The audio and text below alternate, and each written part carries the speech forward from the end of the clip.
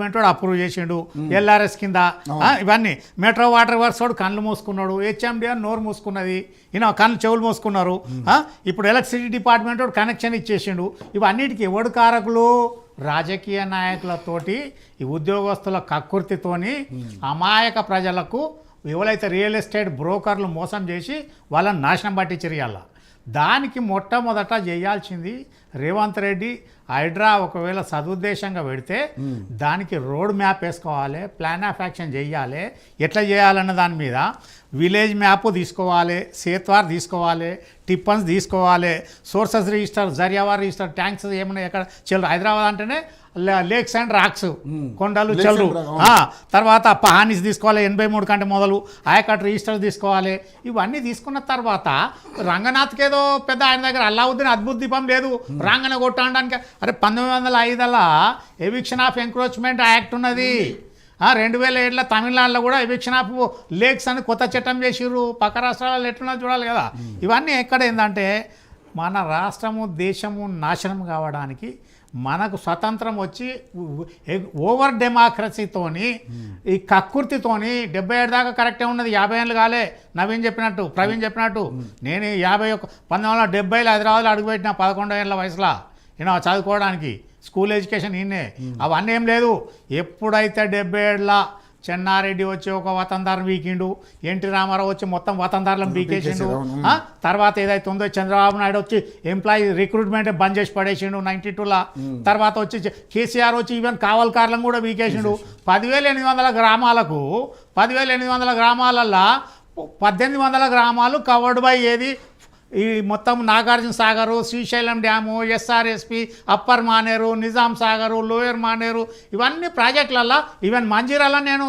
Rehabilitation ఆఫీసర్కి పనిచేసిన 67 గ్రామాలు అయినాయి మంజీరా ప్రాజెక్ట్ కింద నేను లిస్ట్ చెప్తా ఇక్కడ ఈ గ్రామాలు పోగా మిగిలిన 9,000 గ్రామాలకు 9,000 గ్రామాధికారులను 9 × 3 27,000 గ్రామ పరిపాలన అధికారులు తర్వాత ఒక 50,000 60,000 70,000 గ్రామ సహాయకులు సేవకులు గ్రామ సేవకులు ఉన్న రెవెన్యూ వ్యవస్థను ముండమోపేసి ఏళ్ళు వీకేసి భ్రష్టు పట్టించేసి ఇవాళ గంజాయి ఎందుకు వస్తుందండి ముడ్డి మీద ధనాలు ఒక్కొక్కరిని గంజాయి ఎందుకు ఊర్లో అడిగేటోడు లేడు ఎవడు అడుగుతాడు సర్పంచ్ అడగాడు ఒక దిక్కుంటాడు ఇంకో వర్గపోడు ఉప సర్పంచ్ ఉంటాడు కావాలి కాస్తారు దొంగలకు సద్దులు కడతారు ఇలా గంజాయి ఎక్కడికి వెళ్ళి వస్తున్నాయి ఇంతమే ఇవాళ 10 ఏళ్ళ నుంచి పెంచి పోషించడానికి ఎవడు ఈవెన్ గ్రామ సహాయకులను పీకిందే ఎందుకు గ్రామ సేవకులను ఎవడు కావాలి కాస్తున్నాడు ఊర్లే అరే బుద్ధి జ్ఞానం ఉండాలి దేశం మొత్తం ఎట్లున్నది పరిపాలన ఎక్కడ పెట్టి తెలుసా షేర్షా సూరి పాపం వాడు 5 ఏళ్ళే పరిపాలించాడు ఎక్కడ షేర్షా సూరి అంటే ఒరిజినల్ పేరు ఉంటుంది సూరి డైనాసిటీ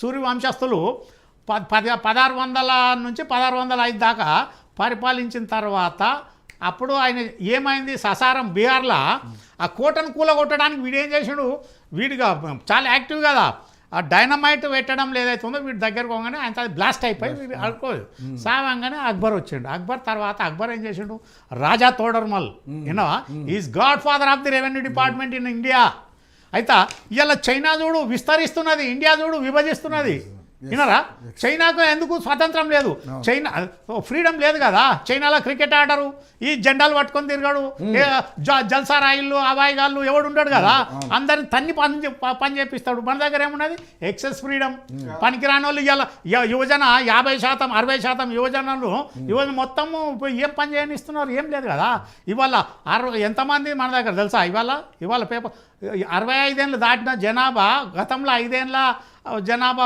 5 ఏళ్ళ వయసులో పడి పిల్లల కంటే తక్కువ ఉండేది ఇవాళ ఎక్కడో 28% పెరిగిపోయారు ఇటువంటి దగ్గర వీళ్ళకి ఒక రోడ్ మ్యాప్ వేసుకోవాలి మన ప్రవీణ్ చెప్పినట్టు మొత్తము తెలిసో తెలియక కొన్నోళ్ళను తెలిసినోడు ఏం చేసిన గుద్ద మీద అనాలి అమ్మటోని శిఖంలో ఎట్లా కడుతున్నావు అని ఇవాళ ఏం చేయాలి వీళ్ళందరినీ ప్రాసిక్యూట్ చేయాలి బతుకున్న కొడుకులు అందరినీ పెన్షన్లా ఆన్లైన్ సిస్టంలో మొత్తం వస్తుంది ఎవడేందన్నది తీసి మొత్తం ప్రాసిక్యూట్ చేయాలి 1 పీరియడ్లో వాడు తప్ప ఒప్ప అన్నది కాదు సైలెంట్ ఇప్పుడు కళ్ళకు గంతలు పట్టుకున్నంత సరిపోదు కదా దాన్ని ఏదైతే ఉందో ప్రాసిక్యూషన్కు రాసి వాళ్ళ పెన్షన్ కట్ చేయాలి మొదలు. అవును. వీళ్ళందరూ లాసు పెన్షన్లు ఆపేయమాను, ఒక్కొక్కరిని మొత్తం పెన్షన్లు తీయమాను.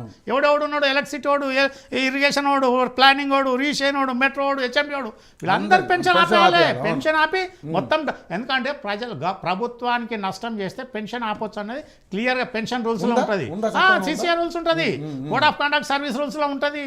అది బాధాప్తా రికవర్ చేయవచ్చు ప్రభుత్వానికి ఏం నష్టం జరిగినా కానీ. ఇటువంటిది పక్కకు పెట్టేసి ఇవాళ వీళ్ళు ఏదో వేసిన తర్వాత రేవంత్ రెడ్డికి ఫస్ట్ నేను చెప్తాను ఓపెన్గా, ఆయనకు అనుభవం లేదు, సీఎంగా అనుభవం లేదు. మిగతా మంత్రులు కూడా ఆయనకు అంటిముట్టనట్టున్నారా, వాళ్ళు సూచనలు ఇస్తున్నారా, సలహా ఇస్తున్నారా లేదు. ఇక్కడ రాజశేఖర రెడ్డికి కేవీ రామచంద్రరావు ఉండే, ఈయన ఏం చేసినా ఆయన అడిగేది, సలహాదారుడు. పివి నరసింహ ఎవరు జలగం వెంగళరావు ఏ చేసినా పివి నరసింహ అంతకంత ముందున్నాడు. వినరా ఈ రకంగా ఇప్పుడు ఈవెన్ తెలంగాణలో బ్రహ్మానంద రెడ్డికి జేవి నరసింహరావు ఉండే డిప్యూటీ సీఎం. వినరా వీళ్ళు ఏదైతే ఉందో సలహాలు ఇప్పుడు మోడీకి ఎవరున్నారు, అమిత్ షా ఉన్నాడు. ఇటువంటి వాళ్ళు రేవంత్ రెడ్డి ఒకరిని పెట్టుకోవాలి. ఉన్నారట కదా, ఎవరు ఉన్నారా ప్రవీణ్? రేవంత్ రెడ్డికి ఎవరు లేరు, ఎవరు లేరు, ఆయనకు అంత టైం లేదు. రెడ్డి గారి దగ్గర ఉన్న వాళ్ళందరూ కూడా. అయితే నేను ఏమంటున్నా, ఇవన్నీ వీళ్ళు ఏదో బురదజల్లుడు కాదు. ఇక్కడ ఏంటంటే మొట్టమొదట ఈ హైడ్రా దూకుడు ఆపుకోవాలి. దూకుడు ఆపుకొని మొట్టమొదట ప్రభుత్వ భూములు, నేను చెప్తా అల్వాల బొమ్మనియాలో ఒక 50 ఎకరాలు 60 ఎకరాలు సీలింగ్ ల్యాండ్ ఉన్నది. వాడు ఓడు ఇన్స్టిట్యూట్ వాడు కబ్జా పెట్టిండు, వానికి ఆన్లైన్లో కంప్లైంట్ చేసిన వాడు దాటి పోయింది లేదు, చూసింది లేదు, సర్వే నెంబర్లు చెప్పమంటే చెప్తా నేను అల్వాల్ ప్రాపర్లా. అటువంటి దాన్ని పక్కకు పెట్టేసి ఇవాళ ఏదైతే ఉందో ఈ దుందుడు కూడా ఏదే ఉనకం మీద రోకాలతో దాంచుడు అన్నది ఏదైతే ఉందో ఇది ఆపుకోవాలి. దీనికి ప్లాన్ ఆఫ్ యాక్షన్. ఇప్పుడు వర్షాలు అయిపోయినాయి, ఏమొచ్చినా అయిపోయింది.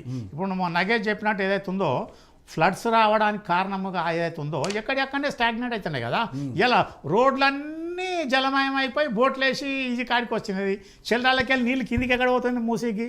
1908లో ఫ్లడ్స్ వస్తే 2000 మంది చచ్చిపోయారు.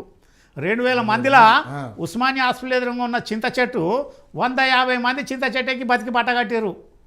ఆ చెట్టు కూడా కూలిపోవడానికి వస్తుంటే సోమేష్ కుమార్ ₹1,00,00,000 శాంక్షన్ చేసినట్టు సగం విడిచిపెట్టిండు. అది ఇక్కడ దానికి అప్పుడు ఆ ఫ్లడ్స్ పాపం మీర్ మహబూబ్ అలీ ఖాన్ ఆరో నిజాం ఏదైతే ఉందో ఆయన కూడా ఏడ్చిండట, అరే ఇదేందుకు ఇంత విషాదకరమైన సంఘటన అని చెప్పేసి. అప్పుడు ఏం చేసిండు, మోక్షగుండం విశ్వేశ్వరయ్యను పిలిపించి ప్లానింగ్ చేసి హిమాయత్ సాగర్ గండిపేట ఏదైతే ఉందో పెట్టేసి ఫ్లడ్ ఫ్లో ఇప్పుడు 1 పైసా కరెంటు పంపింగ్ లేకుండా గండిపేట వాటర్ ఇప్పటికీ మన సెంట్రల్ సిటీకి వస్తుంది. ఇప్పుడు హుసేన్ సాగర్ నీళ్ళు ఉస్మానియా యూనివర్సిటీకి పోతాయి పంపింగ్ లేకుండా, నేచురల్ ఫ్లో. ఈ రకంగా ఇటువంటి ప్లాన్ ఆఫ్ యాక్షన్ ఏదైతే ఉందో అది చెయ్యాలి. ఇప్పటి కూడా ఈ కూలగొట్టుడు, ఈ ఇక్కడ దగ్గర కోతి కదా అది ఏది మన ఏది జామ చెట్టు ఎక్కి ఈ పండుగని ఇటు చేసి, ఈ పండుగకి ఇటు చేసి, ఈ పండుగకి ఇటు ఉన్న చెట్లు పండ్లనే కాకుండా ఒక ప్లాన్ ఆఫ్ యాక్షన్. కలెక్టర్లు ఉన్నారు, 3 కలెక్టర్లు ఉన్నారు, రంగారెడ్డి, మేడ్చల్, మల్కాజ్గిరి, తర్వాత హైదరాబాద్ కలెక్టర్. ఇక బీఆర్ఎస్ చేసిన అవివేకం ఏంది, మొత్తం తెలంగాణలో 4 కోట్ల జనాభాలో 3 కోట్లకేమో 30 జిల్లాలు అవుతుంది, 1,10,00,000 జనాభాకు 1 జిల్లా అవుతుంది. అది వాళ్ళ గొప్పతనం, సైంటిఫిక్ మెథడ్, సోకాల్డ్ హైటెక్ ప్రజల మళ్ళా. దీని మీద మొట్టమొదట రెవెన్యూ అడ్మినిస్ట్రేషన్ స్ట్రెంథెన్ చేయాలి. ఇప్పటి కూడా గంజాయి అరికట్టాలంటే విలేజ్ ఆఫీసర్ ఉన్నాక బాగా ఊరన్నే పెట్టాలి. కొడుక ఏదైనా అయితే తోలు, ఎందుకంటే పెనల్ యాక్షన్స్ ఉండాలి, క్రిమినల్ ప్రాసిక్యూషన్ సిస్టమ్ ఉండాలి. అప్పుడు కానీ ఉద్యోగస్తులు భయపడతారు. ఇప్పుడు మొత్తం మనం నాశనం పట్టించింది. నేను చెప్పిన కదా, చైనాకు ఇండియాకు ఉన్న తేడా, చైనా ఎక్కడ పోతున్నది, ఎందుకు పోతున్నది, ఎట్లా పోతున్నది. అదే చైనా వాళ్ళకు మన కమ్యూనిస్టు తొత్తులు అమ్ముడు పోయిరు, ఈడ రష్యా వానికి అమ్ముడు పోయిరు, ఈస్ట్ జర్మనీ వానికి అమ్ముడు పోయిరు. వాళ్ళు ఇచ్చిన డబ్బులకు తిన్నారు కమ్యూనిస్ట్ వాళ్ళంతా. మొత్తం పబ్లిక్ సెక్టర్ కంపెనీలన్నీ ఎందుకు మూతపడ్డాయి, హెచ్ఎండి కానీ ఇవన్నీ నాశనం పట్టించి దాన్ని బ్రహ్మాండంగా ఉన్న మన పరిస్థితి. HMT watches world wide export అయినాయి స్టార్టింగ్లో. ఈవెన్ ఈ రష్యా వాడు పెట్టుకున్నాడు హెచ్ఎంటీ వాచ్. ఏమన్నా జబర్దస్త్ వాచెస్ నాకు కూడా ఉండే హెచ్ఎంటీ, ₹500 ఆ కాలంలో. అవి తర్వాత హెచ్ఎంటీ వాచ్ మొదటి నుంచి ఉన్నది. అది పక్కబట్టి మూసీ రివర్ ఫ్రంట్ పెట్టే తప్పులేదు. వాళ్ళు ఏదైతే ఉందో వరల్డ్ సిటీగా డిక్లేర్ ఏదైతే చేయాలంటే మూసీ రివర్ చెయ్యొచ్చు. మూసీలో ఎంత బీఆర్ఎస్ వచ్చినాకనే మూసీ మొత్తం క్యాప్చర్ అయిపోయింది. ఎంక్రోచ్మెంట్ మొత్తం మొత్తం చూడమాను అది one door number power number చెప్తుంది కదా 12 అవసరం లేదు కదా ఎలక్ట్రిసిటీ బిల్ కొట్టుకోను ఎప్పుడు ఎవడే కనెక్షన్ ఇచ్చింది అన్నది మొత్తం నాశనం పట్టించి ఇంత కూడిపిరు మొత్తం అది దాన్ని మొత్తం దగ్గరకు వచ్చి ఒత్తుకొచ్చారు ఈవెన్ బస్ స్టాండ్ కూడా కట్టినట్టుగా చెప్తారు.